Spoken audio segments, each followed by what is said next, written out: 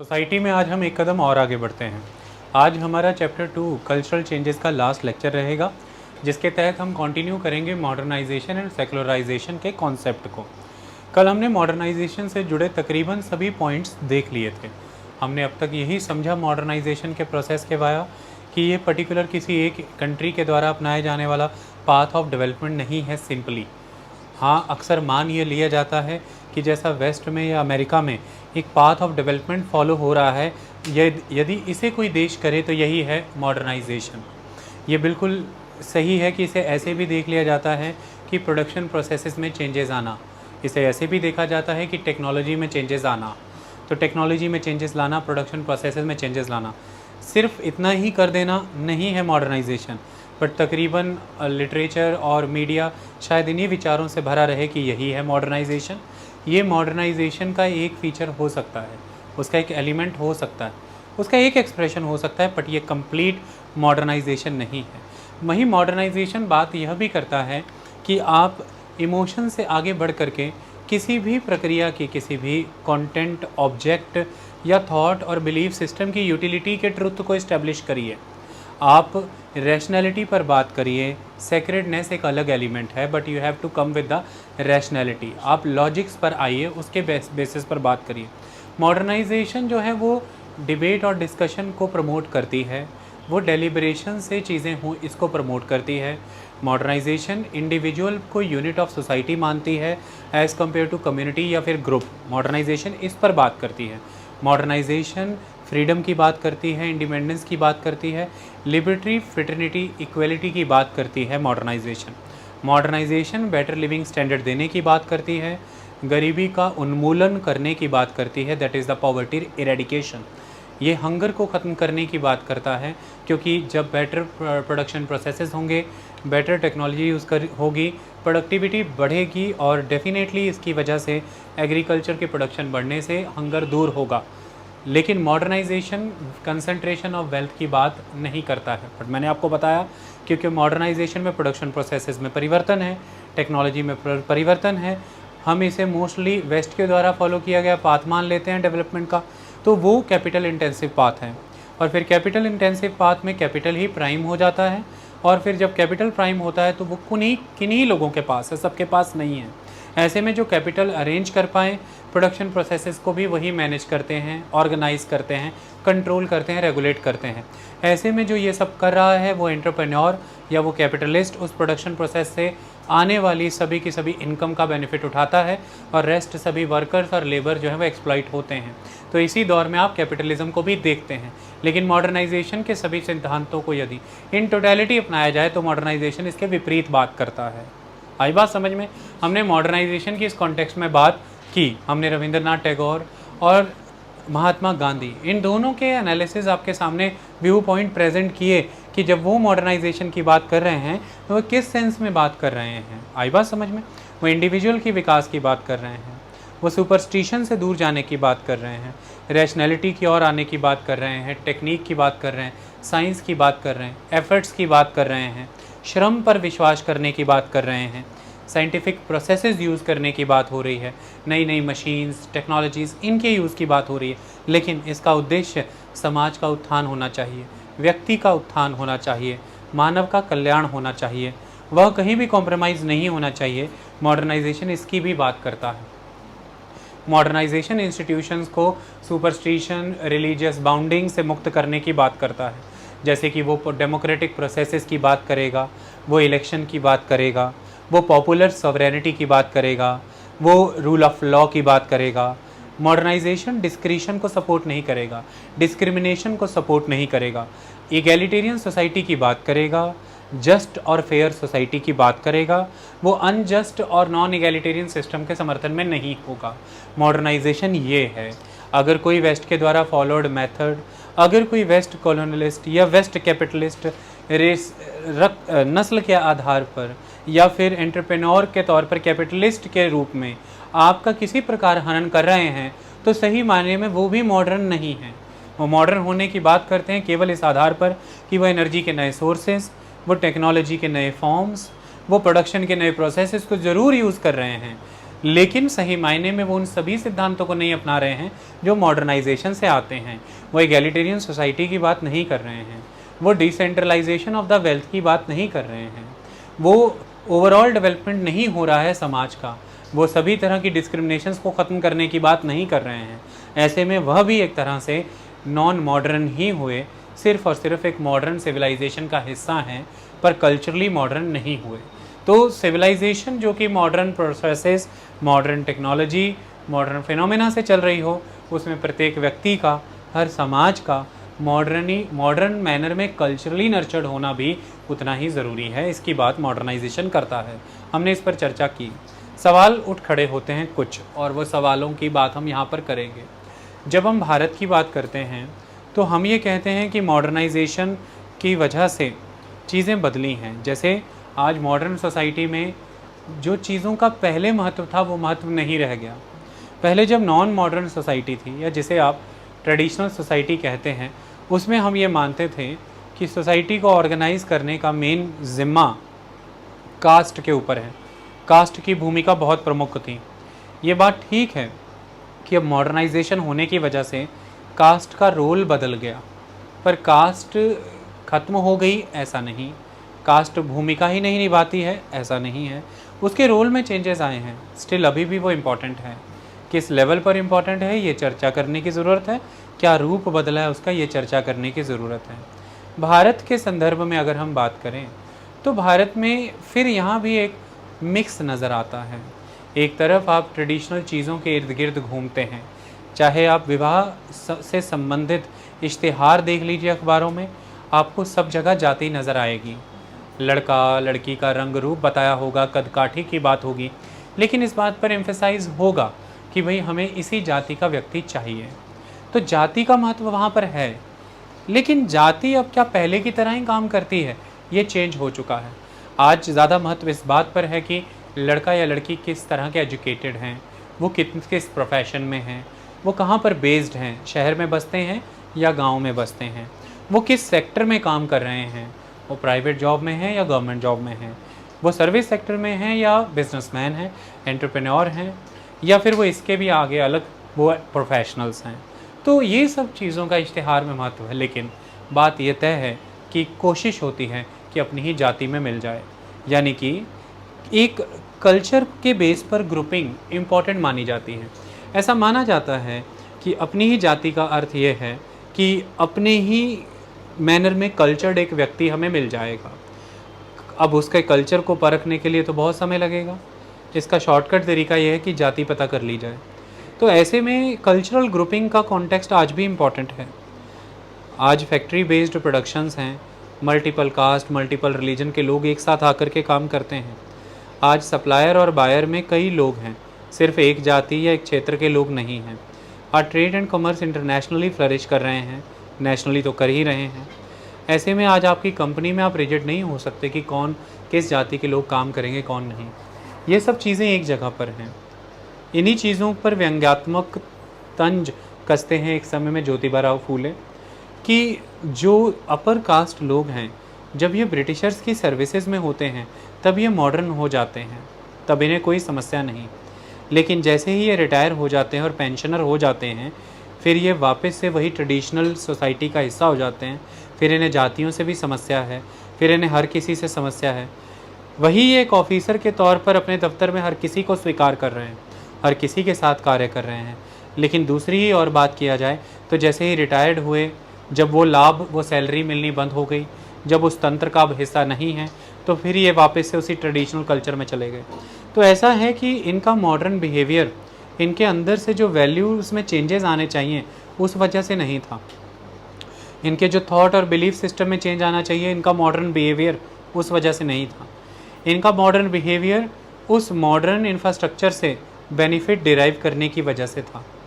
यानी कि ये मॉडर्न आउटलुक सिर्फ इसलिए थी कि उस समय का जो एक अपरेटस है गवर्नमेंट की मशीनरी का, उस समय का जो इकोनॉमिक सिस्टम है प्रोडक्शन का, वो एक तरह का मॉडर्न पाथ ऑफ डेवलपमेंट पर बेस्ड है।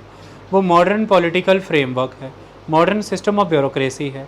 इसमें से यदि अपने लिए बेटर से बेटर बेनिफिट डिराइव करने हैं, अपनी सामाजिक परिस्थिति आर्थिक रूप में हमेशा मजबूत बनाए रखनी है, अपने आप को सुपीरियर ही प्रेजेंट करते रहना है, तो फिर इस सेटअप के द्वारा दिए जा रही इन सेकुलर सर्विसेज में एडजस्ट होने के लिए एटीट्यूड और आउटलुक भी सेकुलर अपनानी पड़ेगी।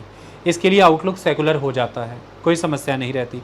लेकिन जैसे ही रिटायरमेंट है तो अपने मूल एटीट्यूड की तरफ चले जाते हैं, जो कि सेकुलर नहीं बन पाता शायद। तो इसलिए कल्चरली डेवलप होकर के वैल्यू वाइज्ड चेंजेस आने से आप आउटलुक मॉडर्न रख रहे हैं ऐसा ज़रूरी नहीं है। हो सकता है भीतर से आप वही हो, लेकिन समय के दौरान एक टाइम बीइंग सर्कमस्टेंसेस की वजह से आपकी आउटलुक में एक मॉडर्न कंसेप्ट नज़र आ रहा है। ऐसा तन ज्योतिबा राव फूले कसते देखते हैं। ऐसा आज के भारतीय समाज में भी नज़र आता है। आप खान पीन पहनावे से, रहन सहन से कई तरह से मॉडर्न तो नज़र आते हैं, सोच शायद अभी भी आपकी उसी ट्रेडिशनल एलिमेंट्स के साथ उलझी हुई है। वो चीज़ हमें यहाँ नज़र आती है जैसे कि शादी विवाहों में जाति का एक महत्व आज भी है, लेकिन जाति की भूमिका बदली है, ये हमें मानना होगा। महत्व है अलग बात है, भूमिका बदल गई है। एक तो कम हुई है और दूसरी चीज़ कि दूसरे एलिमेंट ज़्यादा स्ट्रांग हुए हैं। लेकिन फिर भी एम्फेसाइज रहता है कि अपने खत्रियों में मिल जाए तो अच्छा, जट्टों में मिल जाए तो अच्छा, ब्राह्मणों में मिल जाए तो अच्छा, कायस्थों में मिल जाए तो अच्छा, क्षत्रियों में मिल जाए तो अच्छा, राजपूतों में मिल जाए तो अच्छा। ये लाइनें यही चलती रहती हैं। बिरादरी के लोग कहते हैं बिरादरी में मिल जाए तो अच्छा, आर्टिजन्स कहते हैं हमें आर्टिजन्स, तरखान लोहार कुम्हारों की कोशिश होती है कि अपनों में ही मिल जाए तो ज़्यादा अच्छा है। कोशिश यही रहे, ढूंढ रहे हैं उसके लिए कई नए मॉडर्न एलिमेंट आ गए कि जॉब क्या करता है, इसका बिजनेस क्या है, इसका एजुकेशन लेवल क्या है। इन सारे मॉडर्न एलिमेंट्स को you are considering now. This is important to arrange marriage, but the main thing is कि you are trying to find out such modern elements in a traditional setting, that is the caste, कि जाति में मिल जाए तो अच्छा है। तो जाति आज भी साथ ही चल रही है, ऐसा नहीं है कि जातीय बंधन छूट गए, कास्ट का बैरियर आपने ब्रेक कर दिया, वो आज भी है। तो इसलिए भारतीय समाज की जब बात करते हैं इनकम्प्लीट हो जाती है जब जाति के बिना करते हैं। फिर जाति जब विवाह समारोहों में नज़र आती है, विवाह संबंधों में नज़र आती है, जाति राजनीति में भी आ जाएगी, क्योंकि जाति के आसपास समाज आज भी है। बस ये है कि पहले समाज को ऑर्गेनाइज, सोसाइटी को ऑर्गेनाइज किया था इस स्ट्रक्चर ऑफ कास्ट ने, मतलब कास्ट स्ट्रक्चर से ही सोसाइटी ऑर्गेनाइज्ड थी, बट फ्रेमवर्क जो था वो रिलीजियस था, यानी कि पॉल्यूशन और प्योरिटी का कंसेप्ट था। बात को समझिए। लेकिन आज सोसाइटी कास्ट ही के स्ट्रक्चर के अराउंड ऑर्गेनाइज है, बट यहाँ पर फ्रेमवर्क जो है वो पॉलिटिक्स है, रिलीजन नहीं है। अब सिस्टम प्योरिटी और पोल्यूशन ना रह करके सिस्टम डोमिनेंस है कास्ट का, यानी कि कौन सी जाति ज़्यादा है नंबर में, कौन सी यहाँ पर कम है, कौन सी अगड़ी है, कौन सी पिछड़ी है, ये ज़्यादा महत्व आ गया। अगड़ी जाति के लोग, पिछड़ी जाति के लोग, कुर्मी प्रधान इलाका, यादव बहुलक इलाका, ये सब शब्द ज़्यादा महत्वपूर्ण हो गए। सोसाइटी आज भी कास्ट स्ट्रक्चर के अराउंड ही ऑर्गेनाइज हो रही है, पर इसकी पृष्ठभूमि अब धार्मिक ना रह करके राजनीतिक हो चुकी है। बट कास्ट आज भी है और बहुत महत्वपूर्ण है। इनफैक्ट कास्ट आइडेंटिटीज़ कहीं लुप्त ही नहीं हुई। माना गया था कि जब मॉडर्न हो जाएगा समाज, इस तरह की ट्रेडिशनल आइडेंटिटीज़ लुप्त हो जाएंगी, वैनिश हो जाएंगी।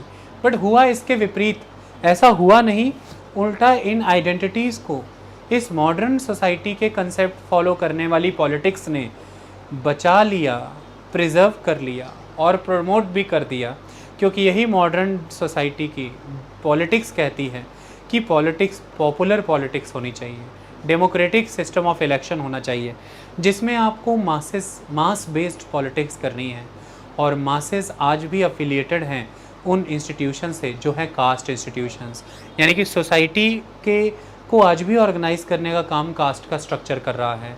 ऐसे में वो पॉलिटिशियन के लिए ज़रूरी हो जाता है कि वो इन आइडेंटिटीज़ को और इन ऑर्गेनाइजेशंस को हमेशा हमेशा मोबिलाइज करते ही रहें। तो इसलिए जातीय पहचान बनी ही रही, ख़त्म नहीं हो पाई। ऐसा माना गया कि समय के साथ जब मॉडर्नाइजेशन हो जाएगी, ये ट्रेडिशनल ऑर्गेनाइजेशंस ख़त्म हो जाएंगी, ये इंस्टीट्यूशंस चले जाएंगे। ऐसा नहीं हुआ, इनका रूपांतरण हो गया कि चरित्र में बदलाव आ गया, पर भूमिका शायद पहले से भी मजबूत हो गई। रोल शायद पहले से भी बड़ा प्ले कर रहे हैं। इसी तरह से भारतीय समाज है।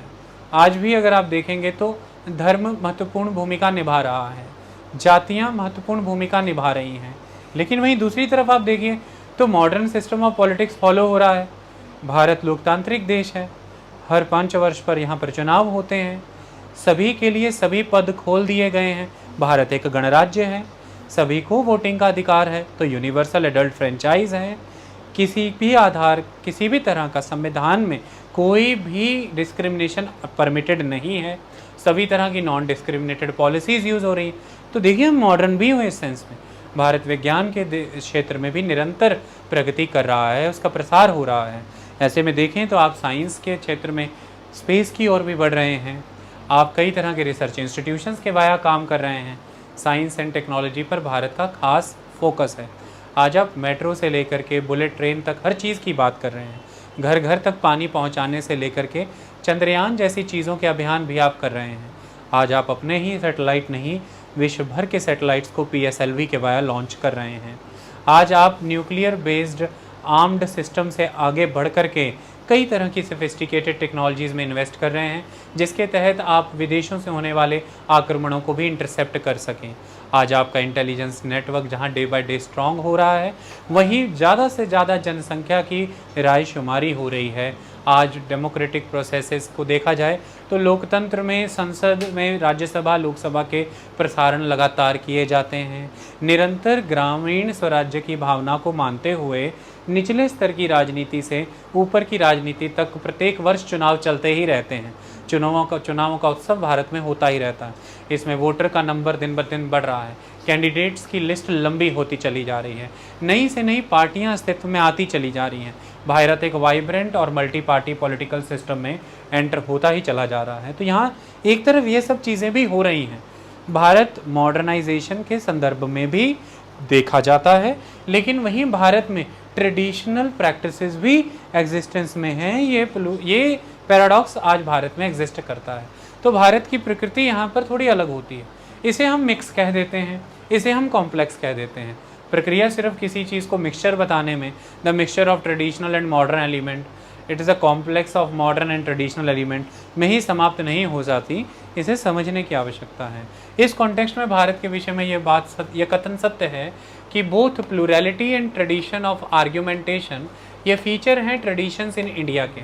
अगर भारतीय संस्कृति के आप मुख्य तथ्यों की बात करें, उन फीचर्स की बात करें, तो प्लूरैलिटी और आर्ग्यूमेंट का ट्रेडिशन भारत का एक अंग रहा है। ऐसे में इसमें कोई गुरेज नहीं है कि भारत में कई तरह की पार्टीज़ हैं जो भारत के द्वारा विश्व स्तर पर ग्लोबलाइजेशन को समर्थन देने के हेतु कई तरह के कॉन्ट्रैक्ट और अग्रीमेंट्स किए जाते हैं। वो पार्टीज़ मानती हैं कि ये सही नहीं है, ये भारत की संप्रभुता को आघात पहुंचाएंगी।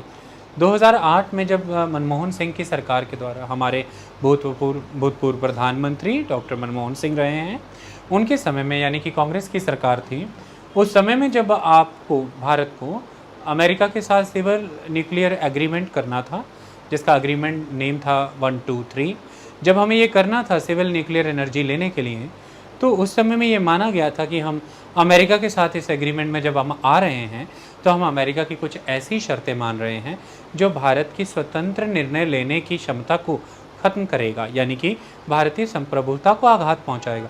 ऐसे में कांग्रेस को समर्थन दे रही लेफ्ट पार्टी ने अपना समर्थन छीन लिया था और उस समय में डॉक्टर मनमोहन सिंह के विरुद्ध नो कॉन्फिडेंस मोशन आया था और उन्हें अपना कॉन्फिडेंस बताना पड़ा था, तो उनको अपनी सरकार बचानी पड़ी थी। ऐसी भी परिस्थिति हुई थी। तो यहाँ पर लेफ्ट पार्टियाँ भारत के द्वारा किए जा रहे इन करारों के विरुद्ध थीं। वो ये कहती थी कि आप संप्रभुता कॉम्प्रोमाइज़ कर रहे हैं। तो इस तरह से आर्ग्यूमेंट का ट्रेडिशन भारत में रहा है, सभी पार्टियों का महत्व है। राइट विंग पॉलिटिक्स भी भारत में महत्वपूर्ण है, लेफ्ट विंग पॉलिटिक्स भी महत्वपूर्ण है, centrist politicians are also important, ये सभी चीज़ें रही हैं। आर्ग्यूमेंट का ट्रेडिशन यही नहीं रुकता। भारत को यदि आप देखें, सिंधु घाटी सभ्यता से लेकर के अब तक निरंतर कई विचारों के प्रवाह बहते रहे हैं।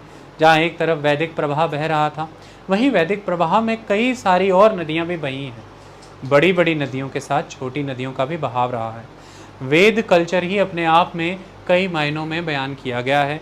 ब्राह्मण आरण्यक और उपनिषदों से आगे बढ़कर भागवतिज्म, आगे जाकर के वैष्णविज्म, शैविज्म और शक्तिज्म से होते हुए कई सारे साइंटिफिक टेक्स्ट इसके साथ जुड़ते रहे।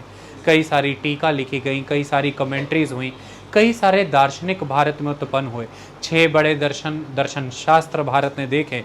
ये सब एक आर्ग्यूमेंट ही था, ये एक तरह की डिबेट ही थी। इसके अलावा भारत में बुद्धिज़्म, जैनिज़्म का आना, ये भी एक महत्वपूर्ण अंग है। कई तरह के श्रमण ट्रेडिशनों का आना आजीविक संप्रदाय में इसमें बहुत महत्वपूर्ण भूमिका निभाता है। इसी तरह से समय बीत जाने पर भारत में इस्लाम का एडवेंट होना और फिर सिखिज़्म का भी आना। तो भारत में हमेशा से एक ट्रेडिशन रहा है आर्ग्यूमेंट का। यही आर्ग्यूमेंट का ट्रेडिशन है जो भारत का शोधन करता रहा है, भारत को डिजेनरेट होने से बचाता रहा। समय समय पर जब भारतीय समाज विकास के मार्ग को त्याग चुका था, जब भोग विलासी होता रहा, जब साइंस एंड टेक्नोलॉजी को कॉम्प्रोमाइज़ किया गया, जब समाज की नई आवश्यकताओं के मुताबिक रूढ़िवादी रीतियों को ख़त्म ना करके प्रगतिशील विचारों को ना अपनाया जा रहा था, ऐसे समय समय पर भारत को कई तरह से स्टिर किया है कई लोगों ने। चाहे वो एक समय के बुद्धिज़्म और जैनिज़्म की वेव हो, चाहे वो एक समय में भागवतिज्म का पदार्पण हो, चाहे फिर एक समय में वो नॉर्थ वेस्ट फ्रंटियर से एंटर होने वाले कई विदेशी शासक जैसे कि ग्रीक, पार्थियन, शक, कुषाण हूण रहे हों, और चाहे फिर वो एक समय में भारत में एडवेंट ऑफ इस्लाम और एक समय में एडवेंट ऑफ क्रिश्चियनिटी। समय समय पर ये सब चीज़ें भारत में हुई हैं। भारत एक नई चेतना की ओर बढ़ा है, भारत ने नए विकास को समझा, भारत ने नए प्रौद्योगिकी को, नए विज्ञान को समझा, नए नए विचारों को समझा, और भारत लगातार एनलाइटेंड होता रहा है।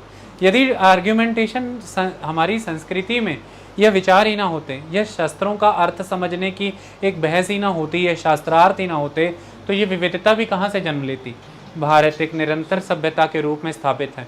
भारत कभी भी ऐसा नहीं है कि कहीं पूर्ण रूप में विकसित रहा हो और फिर संपूर्ण उजड़ गया हो। आज विश्व की कई ऐसे शहर, कई ऐसे राष्ट्र, कई ऐसी सभ्यताएं हैं एक समय में बड़ी बहुत विश्वसनीय रही हैं, लेकिन आज समाप्त हो चुकी हैं, उजड़ चुकी हैं। भारत निरंतर रहा है। भारत की इस निरंतरता का कारण यही है, भारत समावेशी रहा है। भारत ने कई सारे विचारों को समा लिया अपने भीतर और एक भारत बन के आज खड़ा है। भारत का यह अखंड रूप आज इस कारण से अखंडित है क्योंकि भारत ने निरंतर कई विविधताओं को अपनाया है। यदि भारत अखंडित रहना चाहता है, ये विविधताएं आगे भी अपनाते रहने जरूरी हैं। आई बात समझ में? इसीलिए भारत की ये इंटीग्रिटी, ये जो अखंड रूप है, इसके कोर में भारत की डाइवर्सिटी है। वो डाइवर्सिटी से ही यूनिटी का जन्म होता है और यही यूनिटी महत्वपूर्ण है क्योंकि अखंडता बनी रहनी चाहिए। आई बात समझ में? Unity and integrity of the nation is very very important, but इस इंटीग्रिटी का रीज़न डाइवर्सिटी है। वो प्लूरलिस्ट सोसाइटी है, उस डाइवर्सिटी का कोर है ये ट्रेडिशन ऑफ आर्ग्यूमेंटेशन। ये रहा तो भारत रहा, जो ना रहा होता तो हम तो कब के ख़त्म हो चुके होते। जब भारत का स्तर गिर रहा था लेटर वैदिक काल में, तो बुद्धिज़्म और जैनिज़्म ने चेतना फूंकी, हम नए विचारों की ओर बढ़े। जब बुद्धिज़्म जैनिज़्म का स्तर गिर रहा था, वैष्णविज़्म, भागवतिज़्म, शक्तिज़्म, शैविज़्म ने नई चेतना फूंकी, वरना हम बुद्धिज़्म के उस भोग विलासी चरित्र में खत्म हो जाते एक समय के दौरान। जब राजपूत काल में भारतीय चेतना फिर से मूर्छित हो रही थी, इस्लाम के एडवेंट से कई नए तरह के अभियानों का आरंभ हुआ, जब फिर से भारत मूर्छित हो रहा था मुगलों के उत्तर काल में, तो यूरोपीय विज्ञान ने आकर के भारत को फिर से नए नए अनुसंधानों के लिए प्रेरित किया। भारत में राजा राम मोहन रॉय हुए, ईश्वर चंद्र विद्यासागर जैसे गुणी व्यक्ति हुए, और भारत ने रविंद्रनाथ टैगोर भी देखे, दादा भाई नौरोजी भी देखे। आज भारत उन विकास के नए नए कीर्तिमानों पर इसलिए खड़ा है क्योंकि भारत ने उन लिबरल थॉट्स को अपनाया। वो वेस्ट से हो ईस्ट से भारत ने प्रवाह नहीं की, क्योंकि भारत ने निरंतर बह रहे इन सभी प्रवाहों को अपने आप के भीतर समाहित किया। यह बड़ी बात होती है। तो कुल मिलाकर के भारत के विषय में यह माना गया है। तो आज भी यही कॉन्टेक्स्ट है। आज मॉडर्नाइजेशन है, मॉडर्न कॉन्सेप्ट्स हैं, लेकिन यह कह देना कि भारत ने अपने ट्रेडिशनल इंस्टीट्यूशंस, ट्रेडिशनल ऑर्गेनाइजेशंस को पूरी तरह से ख़त्म कर दिया, ये बिल्कुल सत्य नहीं होगा। भारत के संदर्भ में वह भी एग्जिस्ट कर रही हैं, उनके रूप बदले हैं, उनका कार्य बदला है, उनकी भूमिका बदली है, उनका महत्व बदला है, यानी कि उनकी फॉर्म्स, उनका कैरेक्टर बदला है, उनके रोल बदले हैं, उनकी इंपॉर्टेंस बदली है। स्टिल वो आज एक इम्पॉर्टेंट प्लेयर हैं, आज भी वो एक इम्पॉर्टेंट प्लेयर हैं। आई बात समझ में? तो उसी रूप में यहाँ पर बात की गई है। यहीं से कंसेप्ट आगे बढ़ेगा, इसको हम फिर से टेकअप करेंगे। सवाल आता है यहाँ पर सेकुलराइजेशन का। मॉडर्नाइजेशन को हमेशा सेकुलराइजेशन से जोड़कर देखा जाता है। ऐसा माना जाता है कि मॉडर्न सोसाइटी सेकुलर हो ही जाती है। इस कॉन्सेप्ट को भी जरा जांच के देखने की ज़रूरत है। पहले तो वेस्ट के नज़रिए से सेकुलराइजेशन का एक सिंगल लाइन में मीनिंग क्या है। कई बार कई तरह से मीनिंग समझाता रहता हूँ, उद्देश्य सबका यही रहता है, भाव भी यही रहता है। वेस्ट के मुताबिक सेकुलराइजेशन का मीनिंग है the process of decline in the influence of religion in the politics in the life of the people. यहाँ पर वो ये कह रहे हैं कि सेकुलराइजेशन वो प्रक्रिया है जिसके तहत जो धर्म है इसका प्रभाव कम होने लग जाता है। अब आप इसे हर स्तर पर देख लीजिए, राजनीतिक संस्थाओं में, शासकों पर, शासन की प्रणाली पर, शासन के नियमों पर, समाज पर, सामाजिक संस्थाओं पर। यहाँ पर इसको सरल कर देता हूँ भाषा में कि जैसे कि पॉलिटिशियंस पर, रूल मेकिंग प्रोसेस पर, रूल्स पर इन इटसेल्फ, इन सब पर, इंस्टीट्यूशंस जो रूल्स बनाती हैं, government, the governing authorities, the governing principles और द गवर्निंग लॉज, इन सब पर रिलीजन का प्रभाव कम हो जाता है। लोगों पर यानी कि पीपल, उनकी संस्थाओं पर यानी कि फैमिलीज़, उनकी ग्रुपिंग्स पर यानी कि एसोसिएशंस, उनकी रिचुअलिस्टिक प्रैक्टिसेस, उनकी सेकुलर प्रैक्टिसेस जैसे कि मैरिजेस, बर्थ, इनसे जुड़ी हुई प्रथाओं पर धर्म का प्रभाव कम हो जाए, इसे माना जाता है सेकुलराइजेशन। तो ऐसा माना जाता है कि इसे जांचने का तरीका, इसके कुछ इंडिकेटर्स हैं। अगर ये इंडिकेटर सही जा रहे हैं तो मॉडर्नाइजेशन हो रही है, क्योंकि इन इंडिकेटर से पता चलता है कि सेकुलराइजेशन हो रही है और वही सोसाइटी सेकुलर हो रही है जो मॉडर्न होती है। तो आप मॉडर्नाइजेशन में अगर आगे बढ़ रहे हैं तो आप सेकुलराइज हो रहे हैं। उन इंडिकेटर्स का जिक्र कुछ इस मैनर में किया गया है। इंडिकेटर्स कौन से बताए गए? इंडिकेटर्स ऑफ सेकुलराइजेशन, जैसे कि levels of involvement with the religious organisation. जैसे कि देखा जाए कि लोग अब चर्च में कितनी का अटेंडेंस लगा रहे हैं, तो ये माना जाता है कि एक मॉडर्न सोसाइटी काम काज में ज़्यादा इन्वॉल्व हो जाती है। वो काम पे ज़्यादा फोकस करते हैं, वो अपनी वर्क प्रोफाइल पर ज़्यादा ध्यान देते हैं, वो रिक्रिएशनल एक्टिविटी में ज़्यादा ध्यान देते हैं, वीकेंड्स ज़्यादा महत्वपूर्ण हो जाते हैं, नेचर लव ज़्यादा महत्वपूर्ण हो जाता है, सेकुलर गैदरिंग्स ज़्यादा महत्वपूर्ण हो जाती हैं, जैसे कि वो आउटिंग्स पे ज़्यादा फोकस करेंगे, सोशलाइज होने पे ज़्यादा फोकस करेंगे, रिलेटिव्स के घर हो आएँ, फ्रेंड्स से मीटिंग कर लें, गेट टुगेदर कर लिया जाए, इन चीज़ों पर ध्यान दिया जाएगा, थोड़ी पार्टीज़ हो जाएँ। लेकिन इस तरह की चर्च अटेंडेंस जो है रिड्यूस हो जाएंगी। ये आप अपने घरों में भी देखिए ज़रा, घर के जो थोड़े से सीनियर मेंबर होंगे वो शाम सुबह या फिर छुट्टी वाले दिन उनकी कोशिश रहेगी किसी धार्मिक संस्थान में जाया जाए, वहाँ माथा टेका जाए। लेकिन वहीं घर के जो थोड़े न्यू एज मेंबर्स होंगे उनकी कोशिश रहती है कि शाम को थोड़ा फ्रेंड्स को मिल लिया जाए, या छुट्टी वाले दिन जो है वो पार्टीज। तो इसको ज़रा ऐसे देख लीजिए, हर घर में देख लीजिए, माँ बेटी में देख लीजिए, बेटे बाप बेटे में, या सास बहू में, और ससुर और दामाद में देख लीजिए। तो इसको ऐसा लीजिए कि एक ही घर है, सपोज़ कीजिए कि जो माता जी हैं उनका ध्यान रहेगा कि उनकी जो मंदिर की मंडली है वो उनके साथ समय बिता लें, या मंगलवार को मंदिर चली जाएं, या फिर शनिवार को, या इस तरह के कार्यक्रम है। वहीं जो बहू है उसकी कोशिश रहेगी कि वो उन्हीं आंटियाँ जो मंडली की आंटियाँ हैं उनकी जो सबकी बहुएँ हैं उनके साथ इनकी ग्रुपिंग हो रखी है, जो किटीज़ हो जाएंगी इनके द्वारा, या फिर ये अपना बहू मिलकर प्लान बना लेंगे कहीं घूमने का या कहीं आउटिंग का। उनका अलग चल रहा है, इनका अलग चल रहा है। तो फिर बात ये होगी कि तुम ज़्यादा ही मॉडर्न हो गए हो। आपने कई घरों में ये लाइन सुनी होगी, जब भी आप कुछ ऐसा कहते हैं तो आपके घर वाले ही रिश्तेदारों को आपको छेड़ने के लिए ऐसा कह रहे थे, कहते ये कोई मॉडर्न ज़्यादा ही हो रहे हैं आजकल। देखिए ना, तो मॉडर्न शब्द की ही शायद क्लियरिटी हो, असल में है तो माता पिता ही हमारे बोले होते हैं, है कि नहीं? हो सकता है स्पेलिंग लिखना आता हो, मीनिंग कई बार स्पेलिंग भी पता ना हो सकता है। लेकिन ये शब्द क्योंकि हमारे जीवन में आ चुके हैं ना, बड़े मॉडर्न हो रहे हैं। ये तो बड़े मॉडर्न है आजकल भाई, आजकल के बच्चे तो बड़े मॉडर्न है। ये कहाँ, ये तो आ भी नहीं रहा था यहाँ जठेरे, मैं तो ज़बरदस्ती लेकर के आया। इसको कहा चल किसी भी तरह से, अगर तू मेरा बच्चा, अगर तू मुझे पापा मानता तो चलना पड़ेगा, कुछ भी कर करा के हम इसे लेके आ रहे। वो बच्चा भी ऐसे बड़े बड़े अंकलों को एटीट्यूड दिखा रहा है, मैं कौन सा आ रहा था, ऐसे कर रहा होता है कि क्या आई पापा क्यों एम्बैरेस करते रहते हो सबके सामने। अब आ तो गया हूँ ना, अब क्यों एम्फेसाइज कर रहे हो? तो हर छोटी छोटी चीज़ में ये रिलेक्टेंस दिखेगी, टीका लगाने में, प्रसाद लेने में, माथा टेकने में, कहीं भी पीपल बरगद पेड़ कुछ भी, वो यही दिखा कि मतलब पापा एक तो ज़बरदस्त ले आते हो। फिर ये सब वो सबको यही बता रहे हैं कि लोग, वो समाज के लोग बुरा ना माने तो उन सबको मॉडर्न हो गए ना। वो भी कह रहे हैं भाई साहब आजकल के बच्चों का तो हाल ही है, हमारे वाले भी मॉडर्न हुए हैं। पर इनको बोला था चलो हरिद्वार चलें, और नाटक दिखा रहे थे कि गंगा में डुबकी से क्या ही हो जाएगा। बड़े मॉडर्न हो गए, बड़े मॉडर्न। मतलब बस बात को समझो कि वेस्ट ने एक थॉट ही ऐसा बनाया है कि मॉडर्नाइजेशन मतलब कि सेकुलराइजेशन, और सेकुलराइजेशन का मतलब ये वाले इंडिकेटर कि जैसे कि level of involvement with religious organisations कम हो जाएगा। तो आप मॉडर्न हो गए, बड़े लोग भ्रम में आ गए, कहते ओए मॉडर्न है हम,